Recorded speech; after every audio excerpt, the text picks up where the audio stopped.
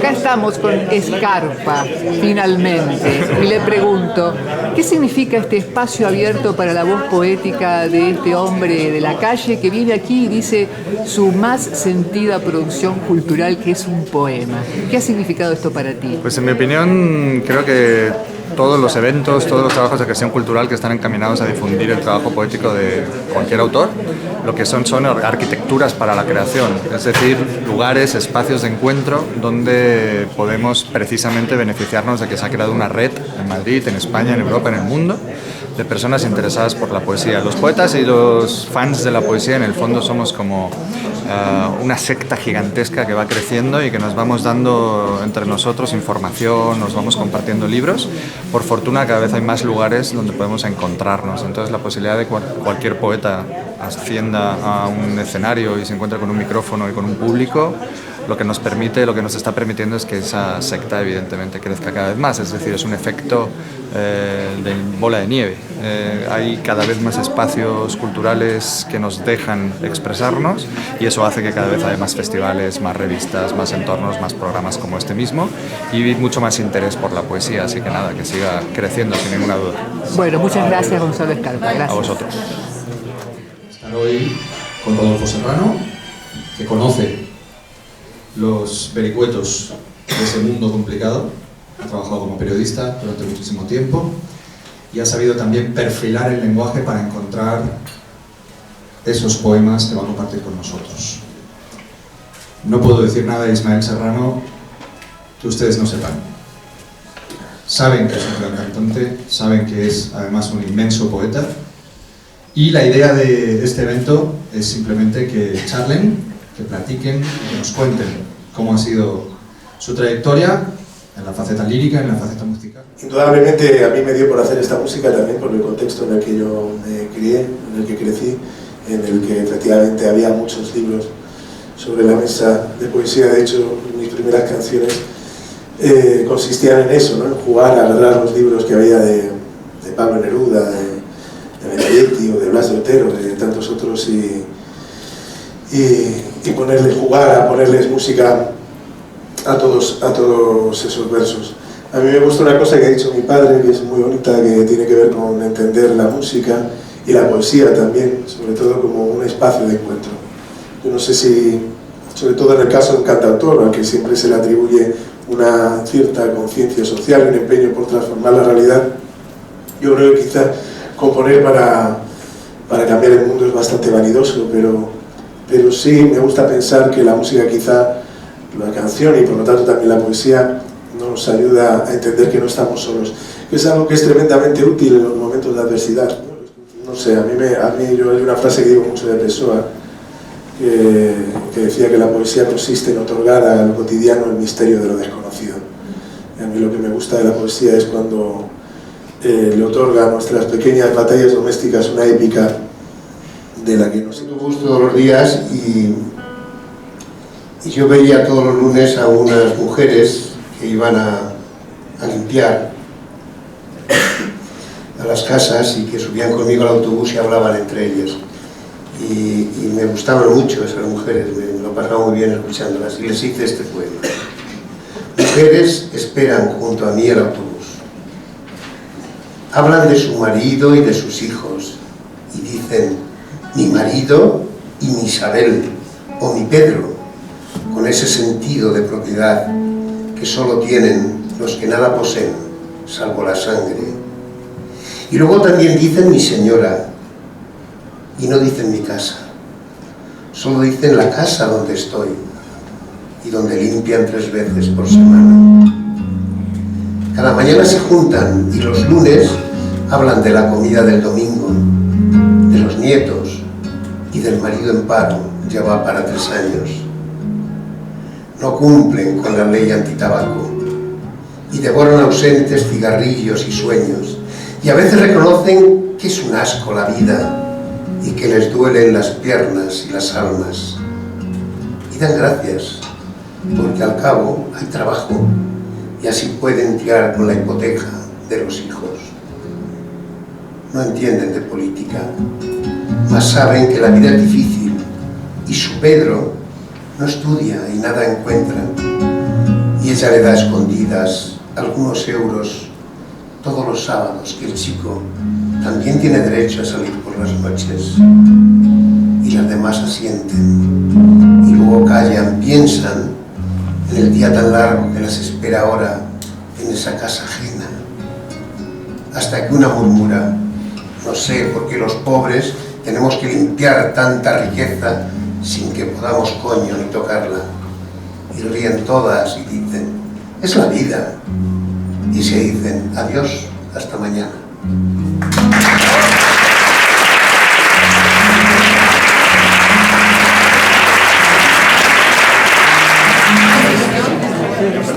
Bueno, aquí estamos con Rodolfo Serrano, el padre de él. Pero yo le pregunto, ¿qué novedad, qué asombro nuevo le trajo el hijo al padre? Fundamentalmente, lo que más le agradezco a mi hijo y mejor me ha traído ha sido el amor por Argentina. Argentina ha querido tanto a mi hijo que yo he sentido ese mismo amor por esa tierra. Tengo una nieta medio argentina además y todo ha ido aumentando, pero fundamentalmente lo que me ha traído ha sido el conocimiento de esa tierra y de esa gente sobre todo, ¿no? Con la que me he sentido tan hermanado y tan querido. ¿Algún poeta de la tierra argentina que te guste? Bueno, vamos a ver, a mí el poeta por excelencia, aunque no sea estrictamente poeta, sino que sea cantante, es Atahualpa Yupanqui, que me parece que tiene una vena poética maravillosa, además de las canciones, y ha sido lo que más me ha impresionado siempre de Argentina. Bueno, muchas gracias, Rodolfo, por este momento. Muchas gracias por el momento largo que nos has dado antes a todos. Gracias. Muchas gracias. Gracias siempre a vosotros. Estamos aquí con David Grande, que es integrante de la editorial Verbum, y estamos aquí en el Festival Internacional de Poesía, reunidos con integrantes de varios países que han venido a expresar, aún en su lengua, la poesía que han escrito. ¿Cuál es el propósito, cuál es su objetivo este año del Festival Internacional de Poesía? Pues tanto este año como el resto de años, el propósito del festival es estrechar lazos entre los diferentes países que vienen al festival y crear una dinámica en la que los versos fluyan y la gente se conozca y se dé a conocer la poesía de cada uno de los países. Bien. La editorial tiene una trayectoria muy larga, muy interesante, y entonces también te pregunto cómo ha sido la evolución de la edición de poesía a lo largo de este largo tiempo, observando que aquí fundamentalmente en Madrid, en España, hay una verdadera eclosión de actividad poética. ¿Cómo están ustedes posicionados con la poesía en particular? Bueno, pues nosotros con la poesía en particular, la editorial Verbum siempre ha apostado fuerte por la poesía y sobre todo potenciando tanto el Festival de Poesía, en el que encontramos nuevos poetas que no son tan conocidos a lo mejor. Entonces les damos una puerta, les damos un medio para que puedan mostrar su trabajo, y nosotros apostamos muy fuerte por poetas nuevos, también por los poetas clásicos. Sí que es verdad que, por ejemplo, la poesía de Buesa está muy candente porque lo notamos en las propias ventas nuestras. Entonces, poco a poco la poesía parece que va tomando un poquito pero es muy lento, es más lento de lo que realmente parece. Nuestra editorial se dedica tanto a poesía como a narrativa, como a ensayo, entonces la poesía, digamos que pues siempre es como la pata que más flojea, ¿vale? Todo el mundo dice que lee poesía, pero luego otra cosa es que compre poesía. Claro. Nosotros como editorial nos interesa que compren poesía. Exacto. Pero la editorial apuesta muy fuerte, siempre ha apostado por la poesía. De hecho, tenemos 2 premios de poesía, uno el premio Juan Alcaide y el premio Gastón Vaquero. ¿Qué recomendarías leer? Es la pregunta que yo generalmente hago. ¿Qué recomendarías leer a alguien que no lee poesía y que dice, bueno, ¿qué está pasando en Madrid que yo estoy afuera? ¿Cómo entro a leer poesía? Pues esa es una pregunta complicada, porque la poesía es como los colores, que parece que es muy obvio, pero como hemos visto en el recital de hoy, abarca muchísimos ámbitos. Parece que la poesía está más unida al amor y que utilizamos la poesía para declararnos, pero hay poesía de todos los tipos, hay poesía denuncia, hay poesía feminista, hay poesía creativa, de ensayo. Entonces, ¿qué recomendar? Lo que le llame el alma. Escoger un tema que a él le guste y adentrarse y que los versos le lleguen, que lo sienta en el alma. Igual que nos emocionamos con la música, cuando escuchamos o leemos poesía, te tiene que emocionar, te tiene que llegar al alma. Muchas gracias por este momento. Muchas gracias a ti por esta entrevista y por estar en el festival.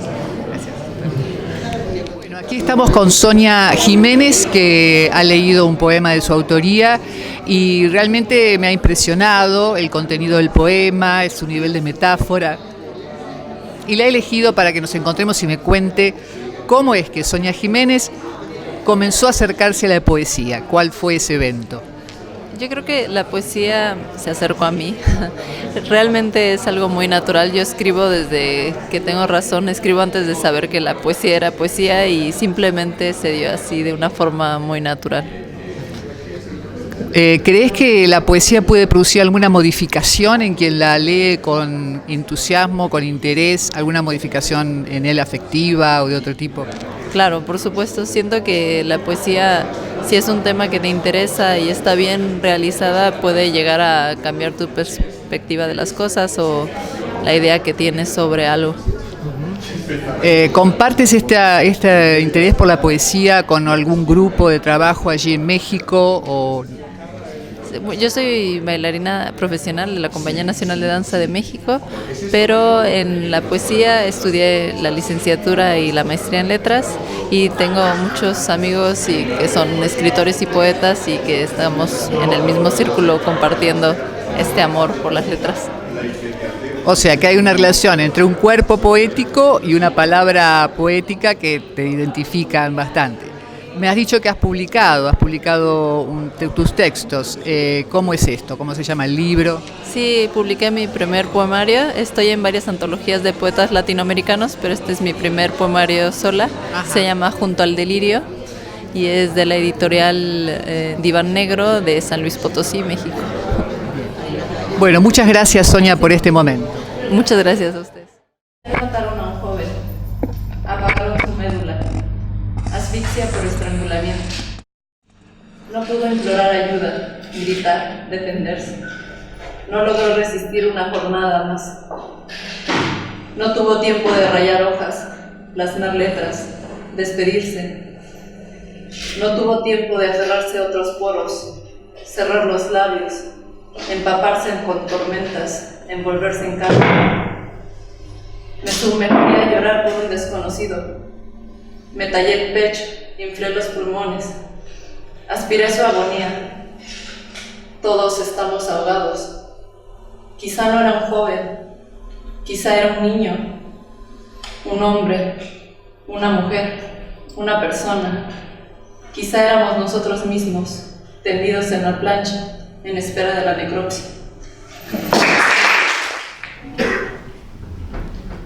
A veces envidio que puedas andar imperturbable por la ciudad provocando incendios. Hace tantas tinieblas que te sufro. Ningún cuerpo he anhelado como tu cuerpo. Y sí, todo lo que imagino es real. Las bocas que fracturas, los aromas que mezclas con tus aromas, el tiempo que desperdicias en otros cuellos. Vístete. No quieras mostrarme lo que no tengo. El imperio de cenizas, la herencia de tus ancestros, las palabras que inventas para dibujar sitios en los que no estamos. Perdóname. Esto es todo lo que no debo mencionar. Hoy tenemos a dos escritoras. No voy a decir millennials porque es que ayer me preguntaron a mí por la poesía millennial y hombre, pues... Pero son dos mujeres jóvenes que son críticas literarias, que son editoras, que son narradoras y que son poetas, o sea, que cumplen todos los pies que hace falta para crear un canon y no siendo unas figuras consagradas de la poesía como Natalia Janés, ¿no? Estas figuras incontestables que claro que están ahí porque que la pobre llevan 50 o 60 años trabajando para que se las escuche, ¿no? Entonces, afortunadamente, Lara Moreno y Pilar Adón están ya donde tienen que estar, en un sitio en el que visibilizan un trabajo, desde mi punto de vista además, muy bueno porque cambia la perspectiva, que es lo que tiene que hacer la poesía, tiene que dar una mirada nueva sobre la realidad, y esa mirada nueva además la establecen rompiendo, creo yo, tópicos sobre la feminidad, entre otras muchas cosas que creo que vamos a contar hoy. Así que un día muy especial para Poemas porque seguimos con estas narradoras en verso. Fortísimo aplauso para que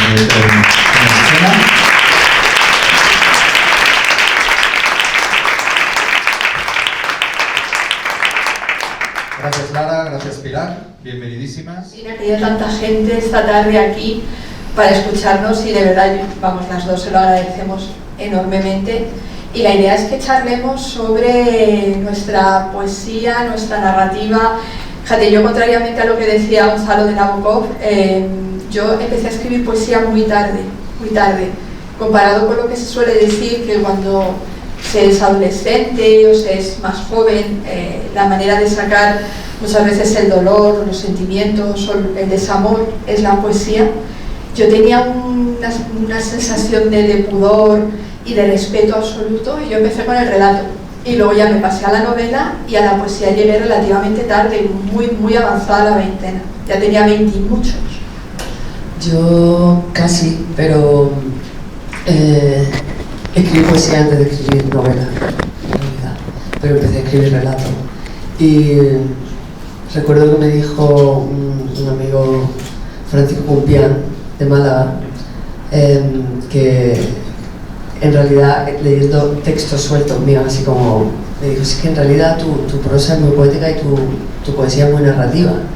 Y entonces ya se me quitaron un poco las tonterías y dije, entonces no me tiene que dar vergüenza, ¿no? O sea, puedo escribir poesía, ¿no? O sea, puedo considerar que esto es poesía, que en realidad creo que siempre hay como una presión, ¿no? Bueno, por lo menos yo siempre la he tenido, me he tirado un montón de años diciendo, iba a presentar un libro de poesía y decía, pero es que yo no soy poeta, así todavía de vez en cuando se me escapa y ya me da igual. Pues el primer poema, que es el que abre la antología, dice: regalarlo todo, cada prenda, cada adorno, con mentalidad de pobre, los dedos de harina calentando el mismo tazón y la sonrisa rota hacia la mesa, sin frutas ni flores en la fuente, sin estrenar nada, sin ambición de refugio, habiendo perdido la energía y el asombro, queriendo decir, ¿por qué no vuelves a casa? Cuando lo sabe, que volver a casa es el miedo, que la huida del día es el miedo, la tapia de ladrillo y la llamada al timbre sin prever si podrá entrar, cada mirada de hembra, cada preñez, el miedo, el cuerpo que no se acostumbra y que lejos de aumentar reduce su tamaño y se parte en dos. Si estoy bien aquí es porque no estoy aquí, sometiéndome a una fe para al segundo someterme a la contraria, sin levantar los ojos. Esa intuición sostenida en el interés que despiertan en mí las raíces, la savia y la esencia de las plantas, la correspondencia entre las fuentes, la tranquilidad que llegó y ya se va huyendo, la visión de una calma que no es, queriendo corregir cada palabra, cada voz, cada movimiento y cada gesto, transformando esta tendencia al misticismo en una sobria consideración física, piel pálida, pelo lacio, ojos bellos. Un verso solo en que escribí: una mujer pobre con un niño en brazos es una mujer 2 veces pobre. Entonces yo por cierto, no sé por qué, pero tenía la sensación de que ya que yo quería dedicarme al mundo del libro, si en el futuro yo quería o tenía que vivir en una habitación compartida o tenía que comer un bocadillo de atún o lo que fuera, lo podía hacer yo, porque todos sabemos que en el mundo del libro uno no tiene un yate en la puerta. Entonces, si eso sucedía, yo podía asumir eso, yo, pero no un bebé, no un niño. Entonces, desde muy pequeña, creo que esa fue la causa por la que decidí que no quería ser madre, y me decían, bueno, ya te llegará el reloj biológico. Nunca me llegó, realmente no, ya tengo 48 años y espero que ya no llegue, y nunca quise ser madre.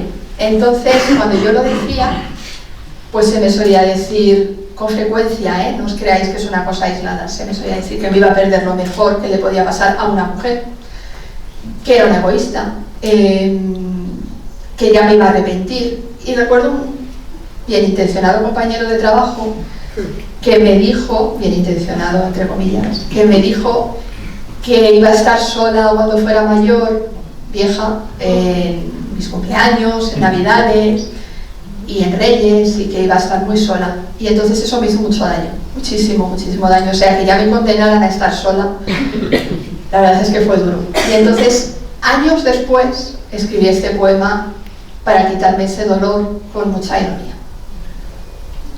Viene con esa cita de Ingeborg Bachmann que dice: no descuido la escritura, sino a mí misma. ¿Quién me va a cuidar cuando sea vieja? ¿Quién me va a esperar feliz de verme? Cabello de nudos sin cepillados nocturnos, peines y espejos de plata. Sola en mi sillón, harta del cansancio y los sermones, sin hijos que me bañen, cocinen asado con puré y me traigan jerseys de talla grande, me laven los pies y las axilas, cuando queden ya pocos motivos para existir. Vencida por los razonamientos sobre aquello de recoger lo que se ha sembrado, celebraciones, cumpleaños y fiestas, en perspectiva de una soledad redonda. ¿Quién va a venir a verme los fines de semana si no soy madre? Si vivo sin reconocer la devoción, el auxilio, la ternura, las visitas a los amigos dolientes entre evasivas, papeles y libros, alejada del sentimiento original, escapando de la llamada primera, sin saber qué es la entrega, qué la piedad, qué la delicadeza de los niños fotocopia. Su mente dulce y sencilla como trozos de manzana asada, como bolsas de osos jarigo. ¿Quién va a abrazarme cuando sea vieja y esté sola y no haya quien quiera hablarme y las cortinas se prendan fuego y las llamas asciendan hacia el techo y nadie pueda acercarse al teléfono para llamar al servicio de extinción de incendios?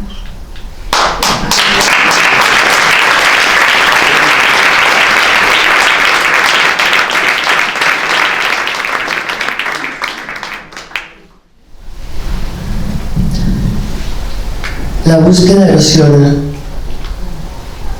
He emprendido el camino hacia el horizonte, hacia el final de la esfera. He emprendido el camino, pero ando, mirando el suelo. Una cuerda de 3 hebras de fibra animal, trenzada con esmero, curva mi columna, hacia la tierra mojada a la que pertenezco.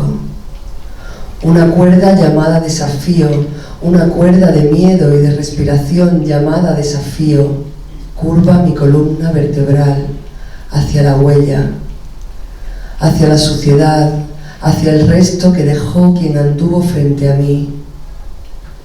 Somos el centro de la tierra. Me he dado cuenta de que la parte de fuera es la de dentro, esa circunferencia áspera, sajada, amada por las máquinas, devastada por el sol. La precisión del fango a la hora clara de la noche en la que todo es posible. La raspadura de los campos tras el peinado de 100.000 cuchillas oxidadas. Una cuerda tira con firme suavidad de mi columna, de mi cuello amarrado, de mi vértigo, hacia la huella caliente del olvido, hacia mis pies, que por primera vez hoy pisan el vientre de Saturno, porque todo es posible. No es solo su superficie lo que acaricio, sino también su historia. Yo he tragado contigo los cadáveres, los cuerpos en la nieve, los cuerpos en la piedra dormidos. He construido en Saturno mi memoria y hoy emprendo la búsqueda. Repaso con mis manos ese círculo exterior, hendido, esa huella.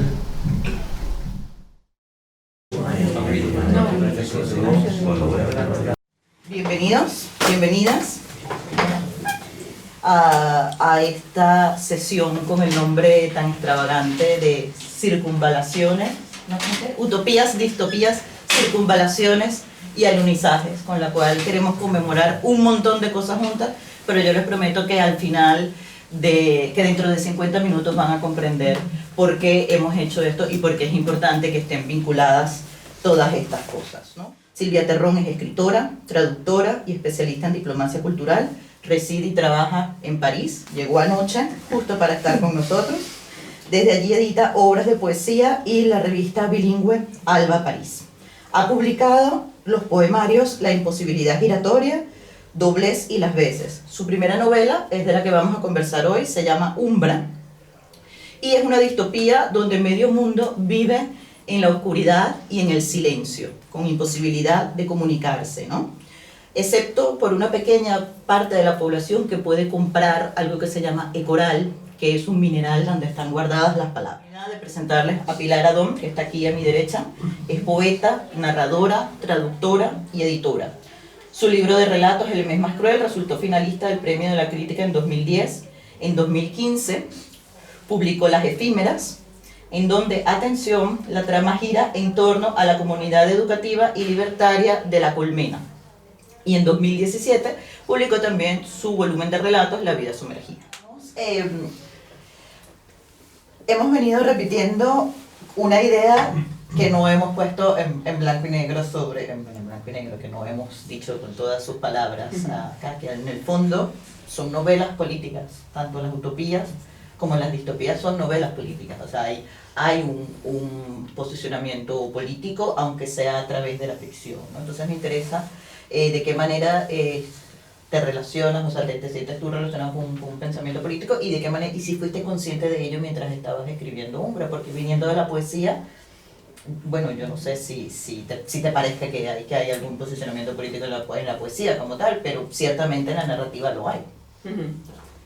O el salirse, como dicen en inglés esto de out of the box, como salir de la caja, pensar fuera de esa caja, que es lo que tú conoces, para poder realmente entender o anticipar las posibilidades hacia las que podemos ir, porque no hay solamente un camino, sino que hay muchos posibles. Entonces eso por un lado, y por otro lo que decías de la carga política de una utopía a una distopía, por supuesto, pero porque ya de por sí el escribir y el uso de las palabras ya de por sí es político.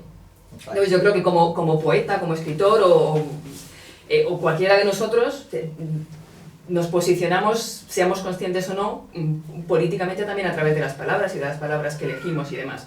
Le voy a dar la tercera oportunidad de que hable de Las efímeras desde el punto de vista de su trabajo, de su vinculación con otras escritoras y quizás si te interesa parándote en esta noción de la política en la narrativa. Es que ahora me has incitado tú, Michelle. Voy a hablar de Las efímeras, pero primero quería... es que ya he hablado mucho de Las efímeras, pero bueno... es que es súper interesante lo que ha dicho Michelle, mucho más que Las efímeras, sobre la novela de Margaret Atwood y otras muchas novelas que están escribiendo ahora mujeres sobre distopías. Distopías escritas por mujeres y pobladas por mujeres, ¿no? Esto es una reflexión muy rápida y hablo de Las efímeras. Hace no mucho le escuchaba a una escritora, creo que era en la televisión, decir que, claro, el cuerpo de la mujer está autoexplotado por la mujer, como el cuerpo del hombre está autoexplotado por el hombre en una sociedad capitalista como en la que vivimos actualmente, que somos conscientes, la sociedad del cansancio, y somos conscientes de que nos autoexplotamos. Y ya Las efímeras. Las efímeras está, como no podía ser de otra manera, ambientada en una sociedad utópica que se dio en Francia, se llamaba La Colmena, como decía antes Michelle. Entonces, bueno, comenzó como una idea de crear una escuela que ellos llamaban la Escuela del Futuro. Y era una escuela en que, igual que hablábamos antes del señor Alcott con The Temple, lo que querían era que los niños participaran en su educación y que no solo tuvieran una educación teórica, sino también eminentemente práctica, de cultivar el huerto, de saber recoger frutos, saber valerse en la vida, y eran niños que de otra manera no hubieran tenido educación, no habrían podido acceder a libros ni nada por el estilo. Esto fue en Francia. Entonces yo lo que hice fue retomar esa escuela, llevármela a una situación más actual, más presente, y ver cómo habría sido la vida de las personas que se quedaron en esa sociedad, y cómo después de que hubiera sido un absoluto fracaso, esas personas iban a salir adelante. Y entonces está básicamente centrada en la vida de dos hermanas que viven juntas, encerradas en una casa, en una naturaleza que no está domesticada, una naturaleza salvaje en cuanto a que llueve, hace frío, bueno, pues hay que salir a cazar para comer.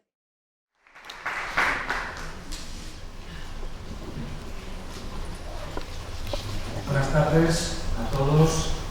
Bienvenidos a esta nueva sesión del Festival Poemal, en la que tengo el enorme gusto, el enorme privilegio de acompañar a los grandes poetas europeos, la poeta rumana Ana Blandiana y el poeta esloveno Boris Novak. Dos poetas que cumplen, yo creo, sobradamente aquel deseo del poeta irlandés Yeats de sostener, como decía él, era la aspiración, era su aspiración, de sostener un mismo pensamiento, realidad y justicia.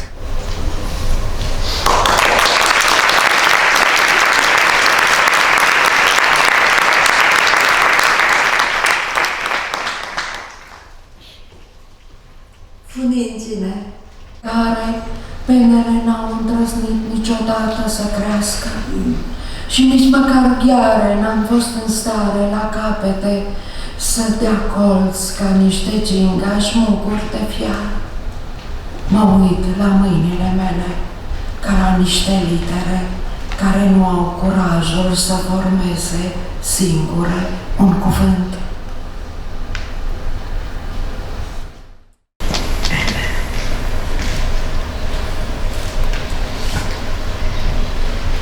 Tvoj von, tvoj olor. Tvoj von izvira iz razkošja mleka. Tvoj von je mlečno blag in svež in gost. Prihaja vame v valovih, reka daljave, zrak nevidni, vedežna skrivnost. Oblečena si vanj. Tvoj von je obleka, ki je ne morem nikdar sleči. Gost, ki je tako zgoščen, da ga ne poseka čas. Von me veže s tabo, rahli. De Roberto Juarros. Me están dictando cosas. Pero no desde otros mundos u otros seres, sino más humildemente, desde adentro. Pero ¿quién está adentro además de estar yo? O tal vez no estoy yo y he dejado mi lugar para que otro me dicte. Si esto es así, no importa que el dictado no lo comprenda nadie, no importa ni siquiera que lo comprenda yo. Ser no es comprender. Y chao.